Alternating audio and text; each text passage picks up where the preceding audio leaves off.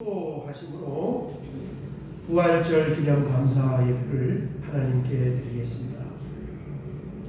그러나 이제 그리스도께서 죽은 자 가운데서 다시 살아나사 잠자는 자들의 첫 열매가 되셨도다. 아담 안에서 모든 사람이 죽은 것 같이 그리스도 안에서 모든 사람이 삶을 얻으리라. 아멘. 아멘. 하나님 감사합니다. 오늘 2021년 부활절을 기념하여 감사하는 마음으로 주님 앞에 나와 함께 예배드릴 수 있는 이 은혜에 감사를 드립니다.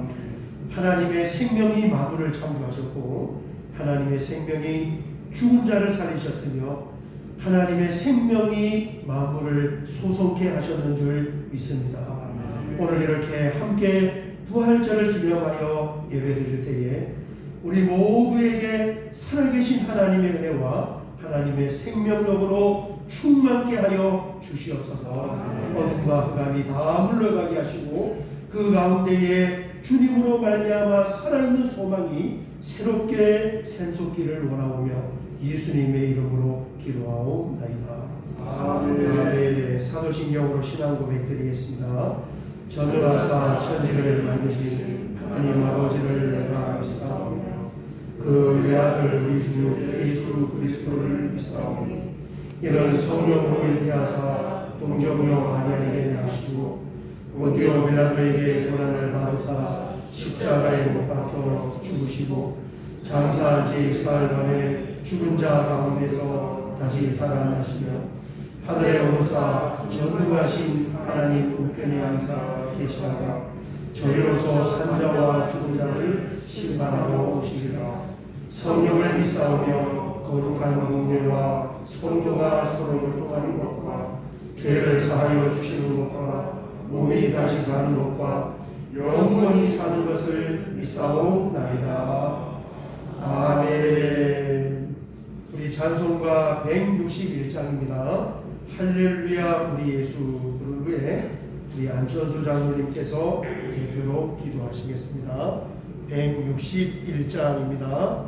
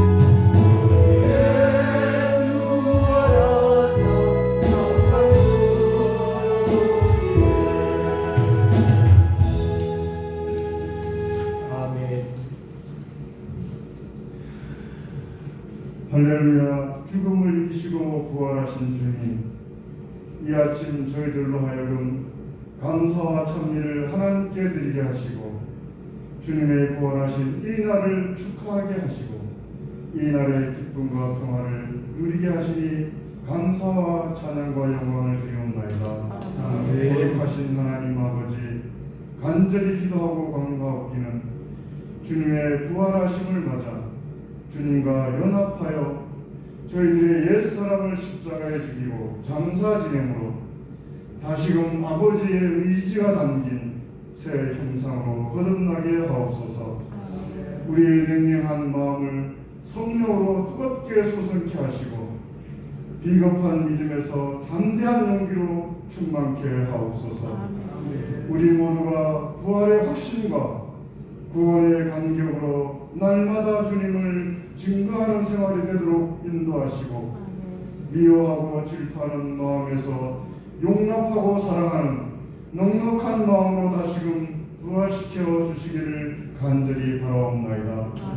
하나의 미나리처럼 죽고 썩어 희생함으로 많은 부활의 열매를 풍성히 거두는 이 신앙의 법칙을 다시 새기게 하시고 장차 거둘 결실을 바라보며 오늘 씨앗을 뿌리는 이 재단의 온 권속이 되게 하옵소서. 공유림하신 하나님 아버지, 이 나라의 백성을 불쌍히 여겨주사 부활의 기쁨과 주님의 은총이 온 나라에 가득하게 복 주옵소서. 특별히 저 공산치하에서 신음하며 목말라하는 북한을 치유하여 주시고 숨죽여 찬송하며 하나님을 기다리는 형제 자매들에게 임하셔서 새 힘과 기쁨과 희망을 주시옵고 하루속히 이 민족의 통일을 허락하여 주사 부활의 기쁨을 다 함께 누리게 하옵소서. 부활의 주님, 슬픔에 잠긴 여인들에게 또 공포에 떠는 제자들에게 나타나셨던 것처럼 한몸된 온 권속 중에 슬픔에 잠긴 성도, 여러 가지 문제로 고민하는 성도, 믿음이 약하여 흔들리는 성도 있습니까? 부활의 주님이 만나주시기를 간절히 소원합니다. 이 시간 말씀을 두고 다니엘서 그 말씀을 대안하는 주의 사자를 장중에 품어주시고 선포되는 말씀에 예배하는 온 권속의 심령을 성령님 감동하사 큰 은혜 받게 하시며 말씀의 권세를 더하사 담대한 믿음과 지친 영혼에게 부활의 새 힘을 주시기를 소원하오며 부활하신 예수님 이름으로 기도하옵나이다. 아멘. 아멘. 오늘 함께 나눌 하나님 말씀은 고린도전서 15장 3절에서 8절 말씀입니다. 고린도전서 19장 3절에서 8절 말씀을 같이 한번 묵독하도록 하겠습니다. 고린도전서 15장 3절 같이 읽겠습니다. 내가 받은 것을 먼저 너희에게 전하노니 이는 성경대로 그리스도께서 우리 죄를 위하여 죽으시고 장사하시는 바 되셨다가 성경대로 사흘 만에 다시 살아나사 게바에게 보이시고 후에 12 제자에게와 그 후에 500여 형제에게 일시에 보이셨나니 그 중에 지금까지 대다수는 살아있고 어떤 사람은 잠들었으며 그 후에 야고보에게 보이셨으며 그 후에 모든 사도에게와 맨 나중에 만삭되지 못하여 난자 같은 내게도 보이셨느니라. 아멘. 오늘이 부활절입니다. 성경에 보면 만물이 하나님의 영광을 드러내고 하나님의 영광을 노래한다 하는 말씀이 있어요. 제가 요즘에 새벽에 이 교회로 나올 때 올림픽대로를 타고 오다 보니까 길 옆으로 이렇게 그 개나리꽃이 피어 있고 또 그쪽 좀 너머 쪽에는 벚꽃이 아주 화려하게 피어 있는 것을 보면서 뭔가 좀 이상하다라고 생각을 했는데 여러분 뉴스를 보셔서 아시겠지만 올해 벚꽃이 100년 만에 가장 먼저 피었대요. 그래서 개나리와 목련과 벚꽃이 함께 피어있는 이런 모습을 우리가 보게 되었다 그러는데 얼어붙은 대지가 풀리면서 새싹이 돋아나고 꽁꽁 붙은 국토에서 이렇게 꽃을 피우는 모든 것들이 다 하나님의 부활하심, 예수님의 부활하심을 보여주는 그림자인 줄 믿습니다. 만물이 다 하나님을 표현하는 거예요. 예수님의 부활은 절망적으로 보이는 무슨 일에서든지 반전이 있음을 나타내주고 있습니다. 여러분, 죽음을 최고의 절망이에요. 죽은 사람을 망자라고 합니다. 여러분, 이 망자는요, 한자로 망할 망자예요. 그러니까 마지막으로 망하는 것이 죽음이에요. 최후로 가장 크게 망하는 것이 죽음입니다. 그런데 예수님께서 다시 부활하심으로 불가능을 가능하도록 하는 소망을 우리에게 주셨는 줄 믿습니다. 죽음에서도 부활이 있는데 안 될 게 뭐가 있겠습니까?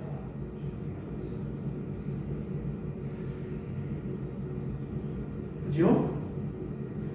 절대 절망이라고 하는 그 죽음에서도 부활을 나타냈는데 세상에 안 될 일이 뭐가 있겠냐는 거예요. 여러분, 예수님의 부활이 믿어지십니까? 이 부활은 역사적인 사실이에요. 오늘 우리가 함께 읽은 본문을 보면 부활을 목격한 증인들을 수두룩하게 기록해 주고 있습니다.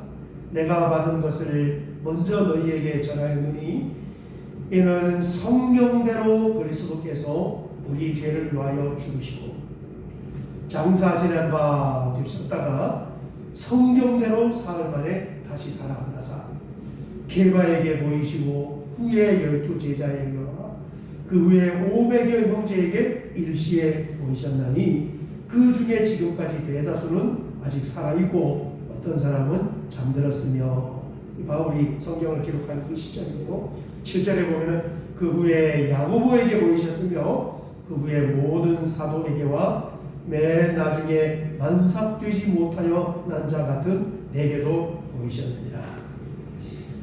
하나님 말씀 성경은 진리 자체인 줄 믿습니다. 성경을 읽으면서 진리를 알게 되고 성경을 읽으면서 진리를 믿게 되는 거예요. 그래서 말씀이 힘있고 능력이 있어요. 부활이 과연 있을까 없을까? 성경 말씀을 읽어보면은 예수님의 부활을 본 사람들이 이렇게 많이 있구나 확신으로 들어온단 말이에요. 또한 고린도전서 15장 12절 이하에 보면 이렇게 말씀하고 있습니다. 그리스도께서 죽은 자 가운데서 다시 살아나셨다 전파되었거늘 너희 중에서 어떤 사람들은 어찌하여 죽은 자 가운데서 부활이 없다 하느냐. 만일 죽은 자의 부활이 없으면 그리스도도 다시 살아나지 못하셨으리라. 그리스도께서 만일 다시 살아나지 못하셨으면 우리가 전파하는 것도 헛것이요 또 너희 믿음도 헛것이며, 15절 보면 또 우리가 하나님의 거짓 증인으로 발견되리니 우리가 하나님이 그리스도를 다시 살리셨다고 증언하였습니다. 만일 죽은 자가 다시 살아나는 일이 없으면 하나님이 그리스도를 다시 살리지 아니하셨으리라. 그리스도께서 다시 살아나신 일이 없으면 너희의 믿음도 헛되고 너희가 여전히 죄 가운데에 있을 것이요. 그리스도의 십자가의 복음은 죽음과 부활이 가장 핵심입니다. 만일 부활이 없다면 하나님께서 예수님을 다시 살리실 필요도 없고 예수님을 다시 살리신 것 같이 마지막 때에 우리의 몸도 다시 부활을 시킵니다. 이런 말씀이에요. 여러분, 지난주에 우리가 고난은 부활의 꽃을 피우는 씨앗과 같아 했습니다. 이 씨앗에 믿음으로 영양분을 공급해 주면 꽃을 피우고 열매를 맺는 거예요. 네 종류의 씨앗을 말씀드렸습니다. 오늘은 그 씨앗에 뿌려지는 영양분에 대해서 같이 나누고자 합니다. 믿음으로 영양분을 뿌려야지 여기에 자라서 이제 꽃을 피우니까. 첫 번째는 이제 다른 사람의 죄값으로 받는 고난인데 요셉에 해당하는 말씀이라고 했습니다. 요셉은 형들의 범죄함으로 말미암아 또 보디발의 아내의 유혹으로 다른 사람의 죄값으로 요셉이 고난을 받은 거예요. 아마 우리가 살아가면서 이런 고난은 다 경험할 것 같아요. 나의 문제가 아니고 다른 사람의 허물과 죄악 때문에 내가 고통을 받는 것, 모두가 다 경험을 하는 그런 고난이 아닌가 싶습니다.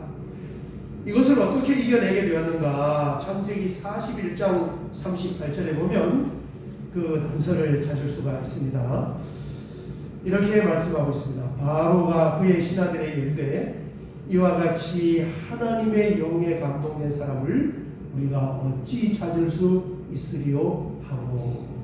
이게 보니까요, 요셉을 보니까 우리식으로 지금 말하면 성령으로 충만한 사람, 바로와 요셉을 봅니다. 성령으로 충만하다는 것은 단순하지가 않습니다. 이 성령님이 하시는 역할이 굉장히 다양해요. 요셉에게 있는 지혜도 지혜의 영이 되시는 성령님이 주신 것이고, 하나님을 알고 하나님을 믿게 하는, 여러분 이게 구원받는 거 있잖아요. 구원론이 곧 성령론이에요. 신학교 가면 구원론이 곧 성령론을 읽게 됩니다. 그뿐만 아니라 성령님께서 하시는 일은 성도가 삶의 현장에서 만나는 그런 여러 가지 고난에서 승리할 수 있는 힘을 불어넣어 주시는 줄 믿습니다. 성령님의 역할이 승리케 하시는 영이에요. 절망하지 아니하고 소망으로 일어설 수 있게끔 우리에게 새 힘과 용기를 주시는 것이 바로 성령님의 사역입니다. 오늘 함께 예배드리면서 여러분 큰 힘을 얻으시고 새로운 소망의 몸과 비전이 보이시기를 주의 이름으로 축원합니다. 다른 사람의 허물과 범죄로 내가 고통을 받을 때요, 이게 굉장히 참 괴롭고 억울하고 원망스러운 일이에요. 나 스스로가 아니고 이 사람 때문에 내가 고생을 하니까, 이 일만이 없다면 내가 이런 고생을 하지 않으니까, 여러분 이게 얼마나 억울하고 원망스럽지 않겠냐는 거예요. 그런데 이 모든 고난은 양면성을 가지고 있습니다. 양날의 칼과 같아요. 이 고난이 나의 삶을 완전히 파멸시킬 수도 있고, 그 고난을 잘 다루고 극복하면 부활의 꽃과 열매를 맺을 수도 있는 거예요. 양면의 칼이에요. 사람들의 감정은 다 비슷비슷합니다. 내가 싫어하는 것은 다른 사람도 싫어해요. 내가 귀찮은 것은 다른 사람도 귀찮아요. 그리고 내가 이런 주제를 통하여 아파하고 슬퍼하는 것은 똑같이 다른 사람도 아파하고 슬퍼하는 거예요. 다 비슷비슷해요. 요셉도 역시 마찬가지입니다. 감옥에서 죄수로 감옥살이 하고 팔려간 노예로 종살이 할 때, 여러분 그게 얼마나 고통스러운데. 똑같이 우리가 고통스러운 것처럼.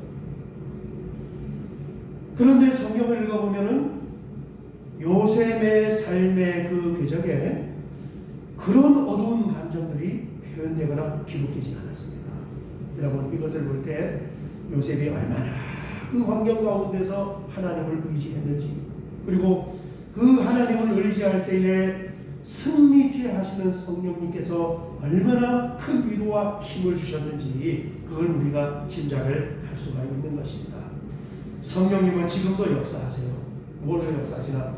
승리케 하시는 승리의 영으로 역사를 하시는 것입니다. 일어서게 하는 거예요. 소망을 보게 하는 거예요. 어두운 감정에 함몰되지 않게 하는 겁니다. 우리 한국 사람들을 한해 민족이다 하잖아요. 왜 한해 민족이라고 합니까? 고난이 있고 고통이 있으니까. 그게 아니에요. 그런데 매 순간 하나님 앞에 나와서 예배드리면서 기도드리면서 우리를 도와주시고 밀어주시고 승리케 하시는 그 성령님의 인도와 세림을 얻을 때 더 이상 우리는 한 맺힌 인생이 아니라 하나님의 자녀의 삶을 살 수 있는 줄 믿습니다. 이 승리하게 하시는 성령의 역할이에요. 지난 주간에 우리가 밥사람 공동체를 다녀왔는데 헌터모역 목사님이 이런저런 많은 말씀을 하셨어요. 그 중에 이제 이런 이야기도 있었는데, 그 공동체를 도와주는 교회도 도와주고 개인도 도와주고 많은 분들이 도와주는데, 노숙인 출신 중에 성공한 사람들이 또 거기를 후원해주고 있대요. 그러면서 이제 몇 가정을 소개해 줬는데, 여러분 노숙인이 어떻게 성공을 할 수 있습니까? 뭐 어떤 연유로는 모르지만 이미 노숙자의 신세에 그 자리까지 왔다는 것은 인생의 막장까지 간 거잖아요. 그런데 어떤 남자분이 이제 이게 노숙인이 되었는데 거기서 노숙인이 된 여자분을 만나서 이렇게 재혼을 하게 되는 거예요. 같이 살았겠죠. 노숙인끼리 만나서 같이 살면서 이제 자그마한 포장마차를 만들어서 그걸로 일을 시작을 해서 거기서 조금씩 포장마차를 하면서 그것을 키워서 자그마한 가게를 하나 내게 되었고 또 그 가게가 좀 더 커서 식당을 하나 내려고 22평 되는 자그마한 집 한 채를 사게 되었는데 그 집이 그린벨트 안에 있는 그린벨트와 함께 한 덩어리로 있는 그런 식당 집이어서 22평의 그 식당의 집을 살려면은 쓸데없는 옆에 있는 그린벨트 땅을 다 사야 돼요.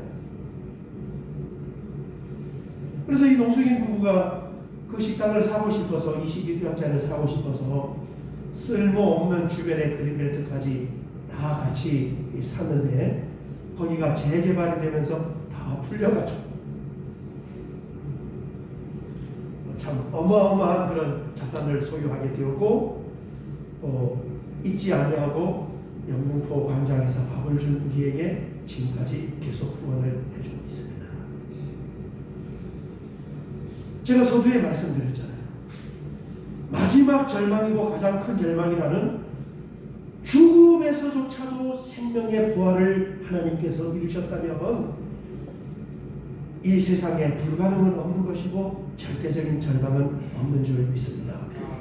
누구든지 하나님 앞에 나와서 언제든지 우리를 밀어주시고 승리케 하시는 성령의 도움을 받는다면 얼마든지 우리가 고난을 극복할 수 있고 그 고난의 믿음으로 영양분을 제공해 줄 때 비로소 부활의 꽃과 부활의 열매를 얻을 수 있는 거예요. 여러분 오늘 2021년 부활절 예배를 함께 드리면서 다시 우리 삶의 현장에서 살아계신 하나님이 주시는 소망을 얻을 수 있으시기를 주의 이름으로 축원합니다. 그 다음에 두 번째는 스스로 만든 고난의 종류도 있다고 했어요. 야곱이 겪었던 그런 고난입니다. 여러분 야곱은 다른 사람 때문에 고난을 겪은 것이 아니고 자기 자신의 실수와 자기 자신의 허물과 범죄함 때문에 고난을 받은 거예요. 여러분 이런 고난도 역시 우리가 많이 경험을 해요. 한번 생각해 보세요. 나는 어떤 종류의 고난을 경험을 했는가? 나는 고난을 하나도 안 겪었습니다. 너무너무 좋습니다. 여러분 뭐 더할 나위 없는데 제가 살아가면서 참 많은 그런 어려움들을 겪었다면 그게 다른 사람의 허물로 인하여서 내가 겪는 고난인가? 아니면은 나 자신의 부족함과 허물 때문에 겪는 고난인가? 물어보면 전부 다 1번이라고 할 것 같아요. 여자분들은 우리 남편 때문에 내가 이렇게 고생해. 남자들은 아이고 우리 마누라 때문에 내가 이렇게 고생해. 우리 부모님 때문에 내가 이렇게 고생해. 뭐 그럴 수도 있지만 성경에 보면 야곱형 고난, 나 자신의 욕망과 허물 때문에 겪는 그런 고난도 많이 있어요. 머리가 나쁘면 수족이 고생한다는 말이 있는데 안 해도 될 고생을 하게 된다 이런 뜻입니다. 여러분 우리가 과도한 욕망과 그런 죄악들이 결국은 내 인생과 삶의 고난을 불러들이는 원인이 되는 것입니다. 범죄 죄악은 반드시 어려움을 가져오게끔 되어 있어요. 한 사람의 고난은 그 사람만 겪는 것이 아니고 가족과 자녀들까지 심지어는 주변 사람들까지 같이 물고 돌아가게 되어 있어요. 여러 사람이 같이 고난을 받는 것입니다. 야곱도 마찬가지였습니다. 가족이 많아지고 재산은 늘어났지만 그의 고난은 깊어지지 않았어요. 오히려 지위와 재산과 가족이 늘어나고 그렇게 신분이 견고해질수록 사실은 더 깊고 진한 고통스러운 고난이 야곱에게 닥쳤단 말이에요.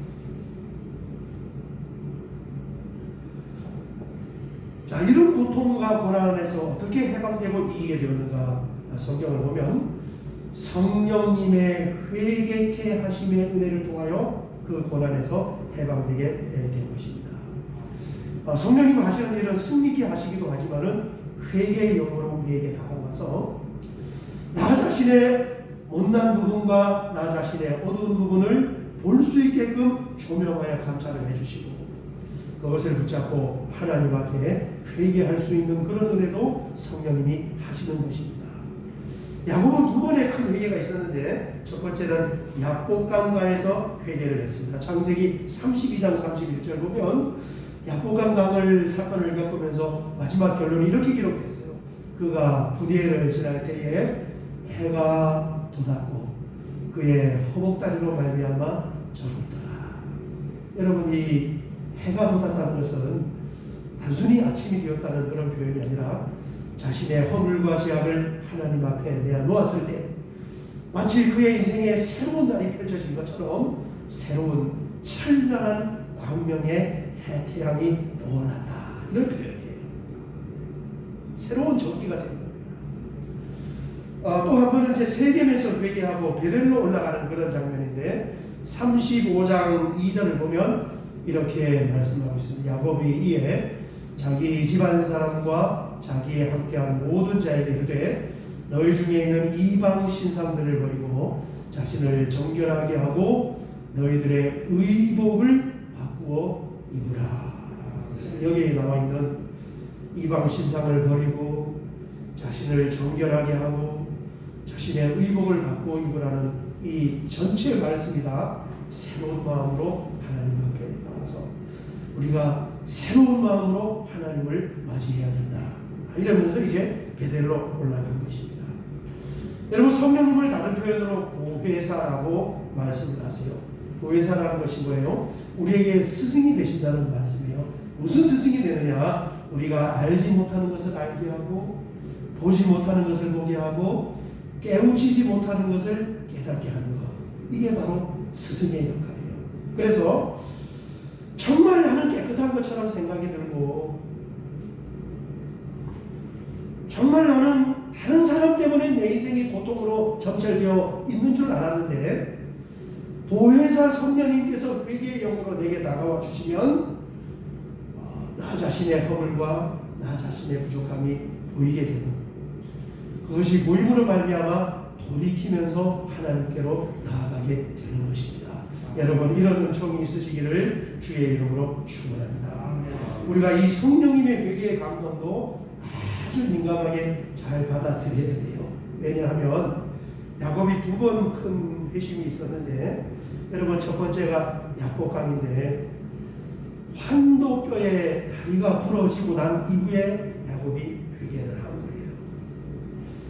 거예요. 두 번째 세겜에서는 딸 디나의 사건이 있었고 그 사건으로 말미암아 아들 둘이 살인자가 되게 되었고 그 동네에서 사람을 죽임으로 말미암아 자신들의 온 가족이 살해당할 그 위협이 있고 난 이후에 뭐 한 거예요?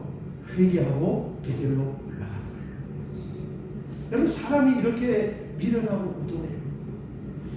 성령님의 감동과 메시지를 끊임없이 우리에게 감동을 주시고 스승이 되어주시고 할리하여 주시고 보여주심에도 불구하고 그때 우리가 반응하지 못하고 어떤 일이 생겨서 반응을 하게 되고 어떤 환경을 당하면서 반응을 하게 되고 이게 참 사람의 우둔함인 것 같습니다. 그러나 결국 야곱은 회개를 하게 되었고 그 지긋지긋한 인생의 고난에서 해방이 되게 되었습니다. 그리고 뿐만 아니라 가장 위대한 믿음의 사람으로 야곱의 삶은 꽃을 피우고 열매를 맺은 거예요. 제가 말씀드렸죠. 아브라함, 이삭, 야곱, 요셉 이 4대 족장 중에 성경에 가장 많은 분량으로 기록된 것이 야곱입니다. 뿐만 아니라 12아들이 이스라엘의 12지파를 형성함으로 인하여 이스라엘의 건국의 아버지가 된 분이 바로 야곱이에요. 예수님의 제자들은 부활하신 예수님을 만나고 난 후에 비로소 예수님의 고난과 죽음의 의미를 알게 되었습니다. 예수님이 받았던 고난과 죽음은 구원으로 나가는 축복의 문이라는 것도 알게 된 거예요. 여러분, 우리 믿음의 사람에게는 고난은 부활의 은총이 깃드는 씨앗인 거예요. 그걸 통하여서 부활이 일어나는 거예요. 하나님 앞에 나와 예배드리고 하나님께 기도드리면서 정말 우리를 승리케 하시는 그 승리의 영이신 성령님의 은혜를 가지고 하나님 앞에 정말 겸손한 마음으로 나와 예배드리고 기도드리면서 내 자신을 돌아보게 하는 회개의 영으로 다가오시는 그 하나님의 은혜를 통하여서 여러분, 우리 모두가 다 매 순간순간 삶의 어려움과 난관과 고난을 잘 극복을 하고 고난과 죽음 이후의 부활이 이루어진 것처럼 놀라운 하나님의 은혜 가운데서 살아갈 수 있는 저와 여러분 되시기를 주의 이름으로 축원합니다. 우리 찬양 한 장 드리고 같이 한번 기도하도록 하겠습니다.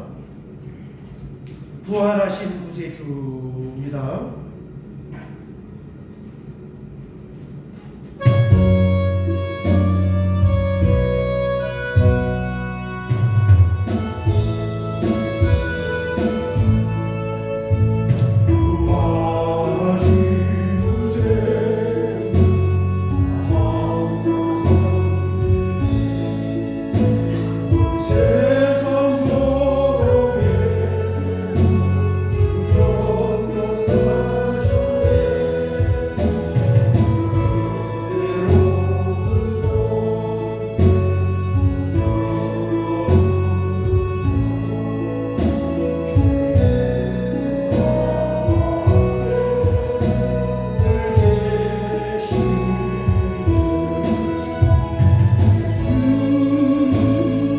주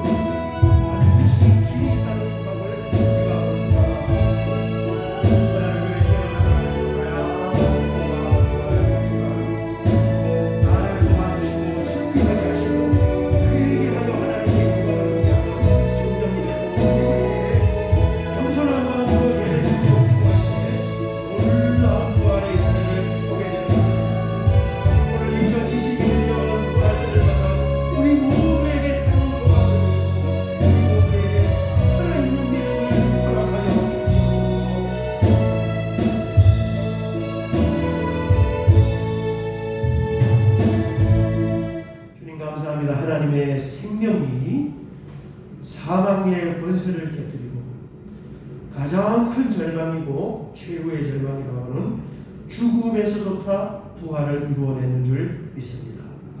우리가 인생을 살아가면서 어떤 어려움과 난관이 있을지라도 반드시 그곳에 길이 있다는 것을 믿음으로 바라보고 하나님 앞에 예배드리고 주님을 의지하며 기도할 수 있는 귀한 은혜를 허락하여 주시옵소서.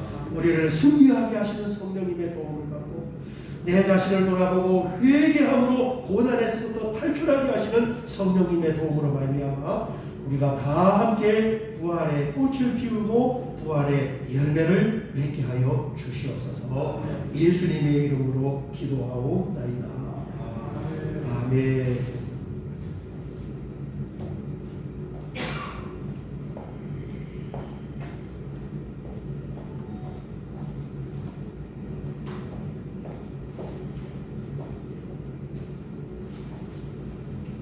사역의 말씀을 같이 나누겠습니다. 오늘 이렇게 부활절 또 감사하여 예배드릴 수 있어서 감사합니다. 또 이번 한 주간도 힘을 내셔서 믿음으로 잘 승리하시기를 바랍니다. 3번을 보시면 예배 준비가 있습니다.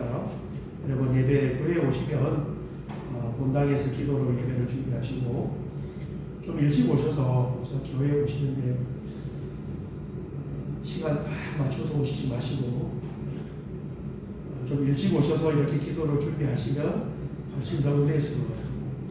55분까지는 다 착석이 되어야 되고 정각이 되면 다 같이 예배가 시작이 되어야 됩니다. 우리가 지향하는 예배는 흉내만 나는 엘렐로헤 이스라엘이 아니고 베델의 예배를 우리는 지향하고 있습니다. 여러분 이렇게 함께 예배 공동체를 세워가시길 바랍니다. 5번을 보시면 부활절 맞이 감사한 일이 있는데 우리가 지난 주간에는 고난주간 특별 새벽 기도회를 가졌습니다. 너무너무 은혜스럽고 감사했어요. 또 우리가 밥사랑 공동체의 식사 대접 및 기금도 잘 전달을 했습니다. 다 감사한 일이에요. 올해 부활절을 통하여서 일어난 일입니다. 우리 박수로 한번 하나님께 영광을 드립니다. 9번을 보시면 오늘은 나현준 집사님이 생일을 기념하여 감사하여 간식을 창조를 했습니다. 그리고 부활절 계란도 준비가 되어 있으니까 한 사람당 2개씩 계란을 받아가시면 되겠습니다. 이 박수로 한번 축하를 하도록 하겠습니다. 다른 사역은 주보를 참조해 주시고 특별히 이번 주 수요일에는 투표가 있습니다. 우리의 시장을 뽑는 투표니까 여러분도 그냥 표를 버리지 마시고 꼭 투표를 해서 이 서울시가 잘 발전될 수 있게끔 우리의 삶의 환경과 질이 좋아질 수 있게끔 그렇게 꼭 투표를 해주시길 바랍니다. 다른 사역은 주보를 참조해 주시고 우리 마지막 찬송입니다. 너는 시냇가에 심은 나무라 한 곡 축복하고 헌금기도 축복기도하고 예배를 마치도록 하겠습니다.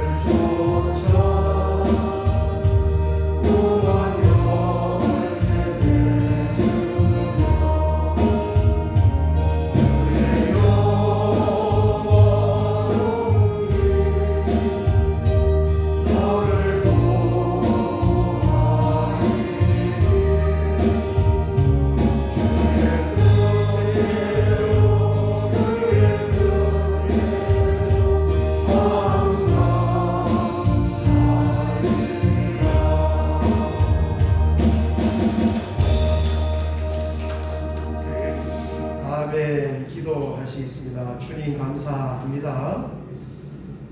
이렇게 부활절을 기념하여 하나님 앞에 나와 예배 드릴 수 있음에 참으로 감사를 드리며 특별히 이렇게 부활절을 맞아 또 가정의 생일을 맞아서 주님 앞에 헌신하고 또 사랑을 전달하는 그런 손길이 있사오니 우리 주님께서 그 손길을 받아주시고 한 시대에 하나님의 은혜의 성령의 기름을 받게 하시고 그 가정과 모든 가족들이 함께 주님을 섬기며 하나님의 축복을 받을 수 있는 아름답고 복된 가정으로 삼아 주시옵소서.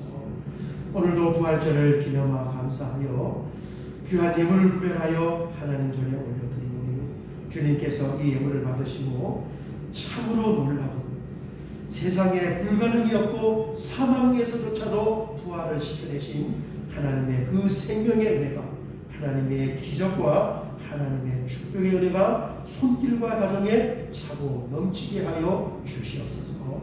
지금은 우리 주님 예수 그리스도의 은혜와 하나님 우리 아버지의 무한하신 사랑하심과 성령 하나님의 감화 감동 내주교 동의로 충만하심에 이 역사하시니 오늘 주님 앞에 나와 함께 예배드리며 우리 삶의 현장에서 시시각각으로 다가오는 고난을 하나님을 의지하고 성령님의 도움으로 말미암아 잘 극복을 하여 마침내 부활의 꽃과 열매를 보기를 원하는 사랑하는 주의 자녀들 보내리라.